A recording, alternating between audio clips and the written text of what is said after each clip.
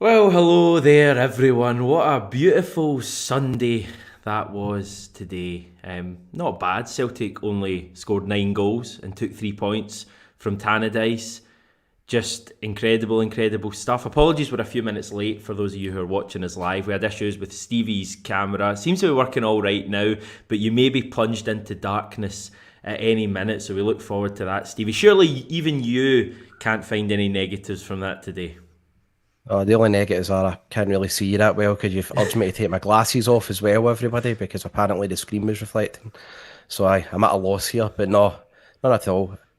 What an amazing display. And you know what? It's quite ridiculous standards, isn't it, Hamish, that some of us were slightly annoyed that we didn't beat a team away from home 10-0. That pretty much sums it all up today.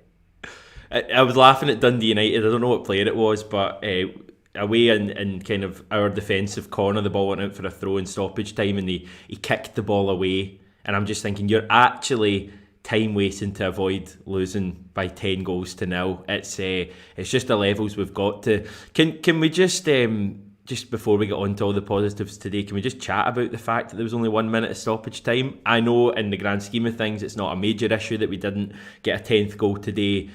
But I hate that about football, the fact that just because a team is winning so convincingly, that the ref almost takes pity on the opposition. If that game's 1-1 or even like 2-1 or 3-1, you're not getting 1 minute of stoppage time. So I'd found that so frustrating. But as I say, in the grand scheme of things, it's not a major issue. So much for not moaning there, Hamish. But yeah, no, I know. We did all say we've got our own group thing, haven't we? We all pretty much called it. The ref was only going to give a minute or something. It's really frustrating, especially when you are dying to see double figures hit. But I think it was very much expected the way that second half panned out, though. Someone's asking you what heaven looks like. Well, I think we've all had a little bit of a taste of heaven this afternoon. But how is it up there in the clouds? There's a shortage of chairs. It's a Family Guy joke. Can we talk about the football? Aye, we can move on to the football. We start with the lineup that we saw that started the game that for some reason seems absolutely ages ago. This is what we went for. The big decisions there, bringing in Liel Abada, nets a hat-trick, and bringing in Carol Starfelt, who's suddenly turned into a goal-scoring machine. I guess the main people to chat about in that first half, as good as the rest of the team was, would be the front three. I mean, they all combined for that opening goal, Stevie, to devastating effect. It was like being transported back 12 months to Abada, Jota, Kyogo, and it's just that first goal. I mean, I think that's probably the Kyogo second goal's good as well, but that first goal was maybe my favourite of the day. That was brilliant.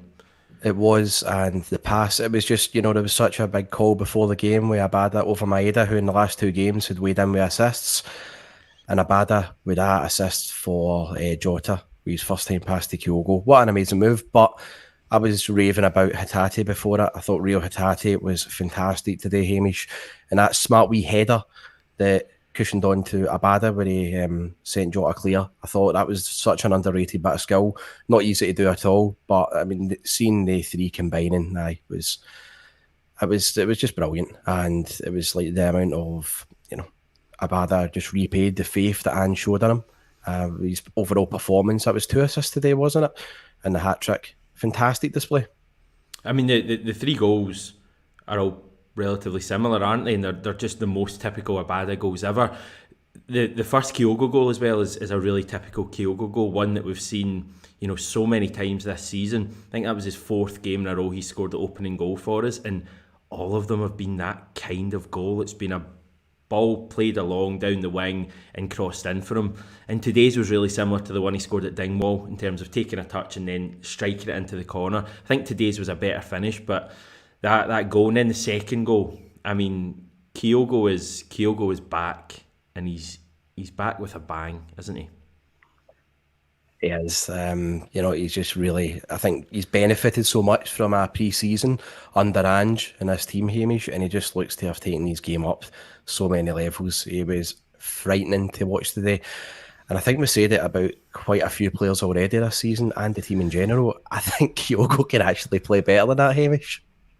The thing about Kyogo is, like, he actually at times doesn't get that involved, but he's just so lethal. when the ball comes, and his movement is just absolutely brilliant. I mean, the thing that I liked about the first half today was he was making the runs that he always makes, but we actually seemed to have a real willingness to find them. I don't know why that's not always the case. I would hope that's something they've been working on, but O'Reilly was trying, Hatate was trying, Abada, Jota were all trying to find him, and his pressing off the ball as well was brilliant. Even early stages of the game when it was obviously goalless, he was pressing Dundee United players, really set the tone for a performance. So you talk about his goals and you talk about that brilliant second finish and the poaching instincts of the other two, but it's just the overall package that he brings you, both in possession, out of possession, that's so important. And on top of all of that, he's just such a lovable guy. I mean, we were at the event in midweek with him, and he genuinely is just such a likeable guy. He's smiling at you, he's joking about, and that's with a language barrier. Like he's just I love the guy so much. And days like today, the opposition weren't brilliant. They're clearly struggling, but days like today just cement his legacy for me. And hopefully he's got far more to do at Celtic, but he's going to go down as one of the best strikers we've had in the 21st century. Yeah, it's his movement for me. He's just so smart on and off the ball. All of his runs, there's a purpose behind it. It's not headless or anything either. He's just always got such a drive and determination, and he always wants the ball played to him so quickly. We did that a lot today. But I noticed as well, Hamish, like away from home this season, we've looked far quicker and we've been ruthless in our games so far, especially the other week against Kilmarnock, now today. I don't know if that's down to teams not sitting in as much. I don't know if it's down to us finding more space, or it could be the fact that as well, when things don't come off for us, maybe in the opening 10-15 minutes, there's not a lot of groans and grumbles, and it affects certain players, but certainly away from home, we look dangerous. And you saw that today after we scored the first goal, that we were right in the mood and the team weren't going to settle for it. They were pressing Dundee United just as much as they would do if it was 0-0 or something, And that's what I've noticed big time this season. At Celtic Park, while we've won games, the games against Aberdeen and Hearts have been a wee bit of a slog, whereas away from home, we've looked like a different animal. So I think, it was such an enjoyable performance after that first goal went in for us. I mean, I think it's 17 goals, if my maths is correct, in 3 away games so far this season. When you consider a year ago, opening 3 away league games this season, we lost all 3 of them. Like the difference is that in that is immense, and I don't know exactly what it's down to. We did look dangerous in that. Yeah, I mean, that's a factor. We did look dangerous in a lot of games later on in the season, I would say, away from home last year. But I know what you mean at the moment. I think the thing that gets me is, like, even in that first half, at times we were sloppy, and you'd maybe look at some players, maybe Juranovic, maybe McGregor, some sloppy passes, and you would look and you'd say, those guys can actually play better. But we just have so much firepower in the team, and we can hurt you from anywhere. I always go back to the Liverpool team from a few years ago. I watched loads of them. I was never massively impressed. I never watched them and went, you are unbelievable. But they just had so many players who could hurt you from anywhere, and we're like that at the moment. The 3 that started today up front, all score goals, all set up goals. Behind them, you've got O'Reilly and Hatate. The full-backs are getting involved. Juranovic scores today. So I think, my personal opinion would be, we're more settled, all of that stuff, but I just think we just have so much armour at the moment in terms of, players who can come on and do things from the start and also come off the bench. Can we talk about that last 7 minutes of the first half, the stoppage time? Probably before that, just mention all of that time ago how brave Joe Hart was, taking a nasty cut in the top of his head, and incredibly brave. I'm not going to say that would have changed the game or anything, because we'd have probably still won 9-1, but I love seeing bravery like that. Yeah, it was great to see from Joe Hart. And as well, it's quite funny because in the first like maybe 5 minutes or so, like that, we were a wee bit sloppy, and the save came from us not starting the game quite as intensely as what I thought. And then after that Hart one, the team seemed to rally round, and then we got the composure and we picked it all up after that. But I like to see that from Hart as well. I thought it was quite harsh on Fletcher getting booked, if I'm honest. Like, if that's a Celtic plugging in for that, the ball's there to be won.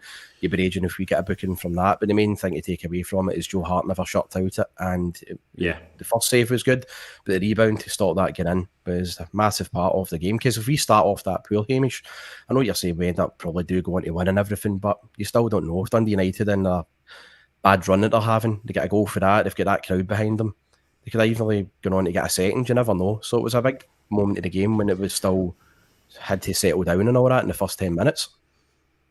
He could probably just have patched him up while the game was going on. He wasn't really required this afternoon, was he? But I just love to see that. And that's why we end up with so much stoppage time at the end of the first half. Kyogo nets his second, and we net 2 more in stoppage time. And now, for me, and I'm just checking myself before I make a major statement, those 7 minutes of stoppage time is the most fun I've had watching Celtic in years. Certainly under Ange Postecoglou.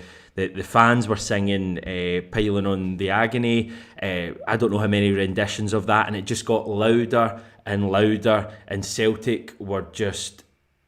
But they just didn't stop. They were going and they were going. Relentless pressure on Dundee United. I don't know how many saves the keeper made. I don't know how many blocked shots we had, other opportunities. And we scored our third goal, and then quickly after we scored our fourth. I know Dundee United are an absolute state. And I think a lot's going to be made of that after the game. There's going to be a lot of chat about Jack Ross. And I think a lot of people will probably try to take away from what we saw today from a Celtic point of view by saying, you know, you're only up against Dundee United, the worst team in the league at the moment. But I don't think there's many teams in the country that live with Celtic when we're playing like that, with that relentless pressure. I mean, quality of football, you know, Greg Taylor, 3-0 up, sprinting over to the corner to get the ball to take it short. Like, I genuinely, I can't explain it. I felt quite emotional watching that. Like, I was just watching it thinking, this is all I've ever wanted from a Celtic team, is this team who never stops. You're 3-0 up. You know, in the past, we know our players cruising over there, they're then putting it in and whatever. But this is a team that just wants to keep scoring. And if we'd have had another 3 minutes in that first half of stoppage time, we'd have scored a fifth as well. And I don't know, like I just love this team so much, and I just love that whole attitude. We never stop. I think it's everything I've ever wanted in a Celtic team, and we just saw it at the end of that first half. What's big about the wins like today, Hamish, is you go back to last season and how crucial goal difference was. Like, you imagine we didn't beat St Johnstone, you know, 7-0, and we were rattling teams away by 4 and 5 goals at some points, because when it got to that stage with Rangers, when we were just ahead of them, but we had the cushion of like an extra point with the goal difference. Now, that really helped a fan like me, who was on the edge of my seat and basically riddled with nerves at times last season, especially after the semi-final defeat at Hampden. So again, who's to say that the way it's going to go this season, you can see Celtic and Rangers, both battling teams, going neck to neck with each other for the title. It's going to be another battle. So if we can go and rack up the goals and essentially have like another point ahead of them, Hamish, it's going to be massive. I think the players knew last season how big that was, and it will be the same this season. And just overall, the fans and the players are like this with each other, because, you know, we're just want to see total entertainment, and the players are delivering it. I mean, you're talking about that last 7 minutes of injury time in the first half today. I mean, we're talking in the chat with each other. I'm watching it with my uncle and my granda. It was just amazing to see, and it's everything you want to see for your football team. Total entertainment, and the players like to be enjoying it, and the fans were enjoying it. That's all you can really ask for. Yeah, I think we're 9 goals ahead of Rangers now. Like, they're a decent team, but they're not winning 9-0 today at Tannadice, I'm sorry. And the other thing, we won 9-0 without a single penalty kick, which I think is a major statement as well. Anything to say? No, I've just teed you up for that. Yeah, nothing. I'm going to keep it all about Celtic today. Good stuff. Second half, we score again quite early. I feel as if every goal in the second half was the exact same. It was a ball across the penalty, the 6-yard box, and a tap in at the back post. But I mean, that second half performance was. It just got really, really easy. I think Dundee United were just really done in by that stage. But again, we just saw some brilliant football. I thought Aaron Moy in particular looked good again when he came on. You know, Riley played a big role in one of the goals as well. So it was just more excellent football. Yeah, can I just say I was really happy to see Matt O'Reilly. I've said, me and you both rate him, Hamish, but he's not added numbers to his game this season. He's had chances that he's missed, and last season we were seeing him win in with assists or goals. Today, threatening position to get into, and he's put on 2 assists for us. So I was loving seeing that for Matt O'Reilly. And Aaron Moy, big shout out to him because he came on and I thought his range of passing was excellent. Yeah. Switching it out right, switching it left, and see that wee ball that he played over the top for Daizen Maeda, who assisted Abada for the hat trick. What a finish, by the way. But the ball that Moy played might not get the attention it deserves, but I thought it was such a clever pass. I think when Aaron Moy came on, a lot of people, when we made the subs, myself included, I was maybe thinking, right, the intensity's maybe dropped off and we're settling to see the game out. But I think Moy just showed that when he came on, he absolutely controlled that in midfield. Yes, I know he was up against the Dundee United team tiring, they were demoralised and everything, but his range of passing was so smart. Don't think he gave the ball away once, and it's a great option to have, Hamish. I was really impressed when he played today, and I now see why a lot of the Australian fans that listen in and everything, they're probably used to seeing Aaron Moy do stuff like that. But he was really impressive when he came on, so fair play to him. Yeah, I mean, I've said this numerous occasions already, but he's a strange player to watch because you always feel a bit uncertain watching him because you feel as if he's slow and he's going to wait on someone coming, but he doesn't give the ball away. And on top of that, it's his range of passing is really good. The amount of dinked wee balls he had into Turnbull at that stage or whoever else was great to see. I thought he looked really good. We got to see Bernabei as well. I think that was his competitive debut. I'm not 100% sure, but it was certainly good to see him getting on as well. Turnbull came on, and we just didn't quite manage 10 goals, which is the only disappointment of the day, which is crazy to say, but I honestly thought we were going to. A 9th goal goes in, I think we've still got 10 plus minutes, and at that stage it was just Dundee United were camped in. I think McGregor had a shot just wide. There was probably the big chance. We had one Turnbull had as well that kind of looked over and just went off the line. The spin that it had on the line as well. It's the lucky that, man. If you got to feel for Asim, that was his prediction at the start of the season. We're going to score 10, and we got 9 today. And I mean, you actually wouldn't write off another game like that this season, would you? Because I mean, today was away from home. If it happened against Celtic Park later in the season, and all of these factors came together, you could definitely see scoring 10. And just think as well with the way that if Gigi was available today, if he's coming on against that Dundee United defence, Gigi dying to score, that's the sort of game he sort of thrives in when teams are like demoralised. Gigi just comes on and punishes them more. That's what he loves. What I really took away from that second half though, Hamish, is when we went in 4-0, me and you were chatting at half time, and I just said right away, this has been great. I really don't want us to take the foot off the gas. You see it all the time, not necessarily always with Celtic, but you see it in football when we've blown teams away in the first half, and then when it comes to the second half, it's like we just see the game out and you want to rest the players ahead of other. You've got one eye on other fixtures coming up. We didn't do that because within the first 5 minutes we scored to make it 5, and the players were just continually pressuring Dundee United. They were pressing them, forcing them into mistakes. They didn't want to be in that pitch. That must have been the longest second half for Jack Ross and his team. But the good thing is we didn't show them any pity, because I think when you start doing that, you're showing disrespect and you're starting to patronise other teams. When you take the foot off it, you've got to play the same intensity, have the same tempo as what you've done in the first half of games. And I think we did that. We didn't show them any disrespect. And, it was just, that was my big thing that I love seeing, man. And that's why I find the referee stuff and the stoppage time so frustrating, because this is elite level competition. Play the game as it's meant to be played, and Celtic did that. And for me, the referee didn't. But as I say, it's a small complaint. Just in terms of Gigi, because you mentioned him there, Ange earlier saying he wasn't feeling well, so we decided to leave him out today. He should be all right for Wednesday night's game. I would expect him to start against Ross County. I'd probably expect Aaron Moy to start, Ralston maybe. Don't know if we'll make like 11 changes or anything, but I'd certainly expect to see a handful with the huge games against Rangers and Real Madrid. Yes, I would like to think, now we know how Ange is, wants to win every game, wants to win every trophy. But I think realistically you've got to really leave guys like Kyogo out, you've got to leave guys like Juranovic out, and maybe O'Reilly or McGregor or something, because you look at the games against Rangers with Real Madrid, they're going to be high energy, high intensity. It's going to be end-to-end stuff against them, taking a lot out of their players. So against Ross County, not to go into the game being complacent and obviously writing it off for that, you've got to definitely have a responsibility. The manager will have a responsibility to rest certain players. And I can really hope the guys like Moy will start, maybe Bernabeu will start as well instead of Taylor. I'd be certainly ringing the changes for that one. Yeah, I mean, you don't want to make too many because I still want to win the game. I know it's not our biggest priority, but I absolutely love the League Cup and to get to Hampden for the semis and final, we've got to win on Wednesday and we've got to win a round after that. So, I think with the League Cup being kind of more spread out this year, there is an opportunity for us to treat it with the full respect like we normally do.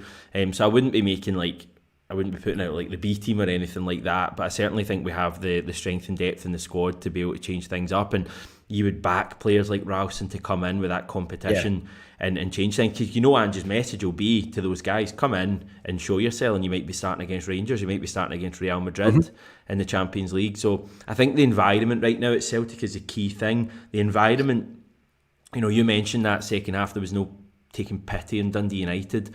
It's almost as if we weren't playing against Dundee United in that second half. It's almost as if they were playing against each other, obviously in a friendly way, but they're playing almost for their position. Abada comes in today, massive opportunity. Moy comes on, James Forrest comes on. It's almost like if you come on and don't make an impression, then you might not get game time the next couple of weeks. Yeah, as I say, we had him Moy now. He is genuinely for me an option now. Going forward, we had him Moy. It was almost coming on just to see games out, but it really added another depth to us today. Yeah. So yeah, that's a message. I think what I was saying to my uncle, my granddad watching it, the players in that second half they were playing for the team, and the most important thing was getting the win. But you almost saw like they were actually trying to take their own game up a level and all that as well. And here's one for you if I can flip it around. I know you're the one asking me questions, but I think the big decision now after that is with Maeda and Abada. What does the manager do there? It's an amazing sort of situation for Ange to be in, but I don't know where he's going to go with, because even when Maeda came on, the assist that he put on for Abada, so unselfish, and as well Maeda, what he can offer, but it's going to be a tough one now for Ange. But again, that's what you want, loads of options, and you want the manager to be sort of sweating that, going, who do I play? I've always said it, that's what I want to see for Celtic. I want to see that type of dilemma in their squad. There's going to be game time for all of them, but I do think for especially the Rangers game, Maeda's who you want, because we know how much he limits their right hand side and Tavernier especially. So I think it's almost a game by game thing, but it's great to have those options. And I mean, I said before the game it was a massive game for Abada today, and he comes away with a hat trick. Just as I say, typical finishes, especially his third one was really good. So excellent, right? Seeing as we're all in a joyous mood and we've scored 9 goals today and gone back to the top of the league, we'll fire through a fair amount of your comments. I won't be able to see them because I've had to take my glasses off, by the way, thanks. So you have to read them out. Yeah, you're just in like the brightest place ever, aren't you? It's like, why mentally, is it so bright? Mentally as well. Mentally as well. I don't know. It's just the room that I'm in and it's sunny outside. I can't answer that question. I'm right, here okay. and I've showed up, right? I'll read these comments out for you then, and you can. Why don't we do? I'll read a comment out, and you can give your thoughts on the person. Well, not the actual person, but on the comment they've made. We'll start with this one. Sinethus Moy is mad to watch. He looks quality while also looking like he's dragging a sack of bricks behind him. I can kind of see that because I still don't think he's fully 100% fit yet. But he does. I mean, he does look really class on the ball. The one thing I've noticed with Moy, Hamish, that he just doesn't look flustered or get panicked on the ball whatsoever. Now, again, that's very different from when he comes on. He's up against teams that are, I keep saying, tiring, and they've had a drop off in performance and levels. That's obviously, if you start Moy against Rangers, things might be very different, and you'll see a different type of player or performance there. But the main thing is, I've not seen anything to be sort of annoyed about with Moy so far. I think he's been quite a good addition to this Celtic team, and I thought today, again, with that range of passing, fantastic. Have we mentioned GG yet? GG would have got a hat trick if he came on. He definitely would have. Send that game video to Madrid. Ange Ball, the Scottish version of Tiki Taka. Madrid will be quaking in their boots, won't they? Who? Exactly. Who? Starfelt's goal. We touched on that at all? I mean, that's a good header. What does that actually say? What's the full thing? Starfelt's header. Stevie's talking nonsense. Get him off the channel, apparently. Everybody's been saying that anyway. So no, it was somebody. I mean, the Kyogo screamer, but the Abada finish. So that's going to be one that I hopefully isn't forgotten, because the three bits of play were all fantastic. As I keep saying, the Moy ball, but Maeda was so unselfish and it was so smart with the first time pass. And Abada, a lot of players in that position could have probably blasted it or just hit and hope. But it was a wee dink over the goalie for like 7 yards out. It was so precise. Yeah. What a brilliant finish. My second favourite goal of the day, but I just hope it isn't forgotten because of the Kyogo's absolute belter. Yeah, and that's the final one to end this exhilarating little segment. It's going swimmingly. Averted vision, that's just the team getting up to speed. Only game 5 in the season. I think for me, this is where I get excited, properly excited about Celtic, because this team to me keeps hitting new heights. I mean, some of the football we played today, I think, was some of the best football we have played, certainly away from home. And you look at the challenges coming up, and yes, it's a daunting schedule we've got coming up with really tough matches, and the quantity of the matches as well. But I just think Celtic meet these challenges head on, and I just think over the next couple of weeks we are going to meet it head on. I'm not saying we're going to batter Rangers and Real Madrid, but I certainly think the team is just kind of coming along nicely. And today, for me, it was quite a big statement. I think going into these matches. Cup game coming up at Dingwall, never easy. Rangers, Real Madrid. I think to score 9 goals today and have so many positives, just sets us up so well for what's to come. And they'll just be buzzing. We, as you keep saying, we spoke to Jens and Kyogo in midweek, and both of them were buzzing with the Champions League group. There was no real fear for them there. They can't wait to go for this, and they'll be feeling the same about the derby next week, where we'll have a chance to go 5 points clear. It's a good time to be a Celtic fan right now. It's what playing for Celtic is all about as well. But I mean, the players aren't just brought in. You have to be prepared. We've always said it. You've got to win every week, no matter what. There's been a lot of Celtic fans out there genuinely expecting us to take something off Madrid at home, and that is just where a lot of our fans think. And yeah, I'd be worried if at this point we didn't, in our second season, when you look at last season, Hamish, and we were getting into games sticking fast and all that, and we never had the squad to compete. It's a miracle that Ange managed to raise some players' performances for big games. Now Ange's got the players he wants in, and he's got them ready into this system. He's got them sort of used to this system. So there'll be no excuses. It's knuckle down and just getting about it. To me, it feels like the last 2 months has been building up to maybe the next week or so. Obviously, nothing will really be decided over the next 10 days, but I just feel like all of the hard work they've been doing in training, all of this kind of making the squad as strong as it can be, reinforcements, etc., I just think it's all been heading. And even the fact that the opening game of the Champions League is against Real Madrid, it just feels like something special is in the air. It was certainly in the air earlier today at Tannadice. Celtic support magic again today. Hopefully, yeah, well, as always, you take it for granted, but hopefully everyone who was at the game, enjoys himself, gets safely back down the road or along the road, and yeah, magic. You want to have your final word, Stevie? I honestly do feel that team can play even better, and I still think there's a week or something until the end transfer windows away. Who's to say that we're not going to even get more players in to improve that team? And if we do that, then there is pretty much every chance that you'll be looking at battering a team 10-0. And I hope I don't sound arrogant or that when I say that. I really don't mean it. But just won 9 today. No, but that's what I'm saying. By the way that team play and everything, yeah, it's naturally other teams other than Dundee United that are going to be taking a total down. But yeah, what a fantastic display. Well done to the team. Thursday, I believe, the transfer window closes, so we've got that to look forward to over the next few days as well. We've got midweek football back for the first time in about 6 weeks. We'll be building ahead to that from tomorrow. So much more to come as well. Thanks everyone for tuning in live. Thanks everyone who's watched after the event. And yeah, just enjoy this evening, because your team doesn't win 9-0 very often. And as we keep saying, there's far more to come. Thanks very much, everyone. Speak to you tomorrow.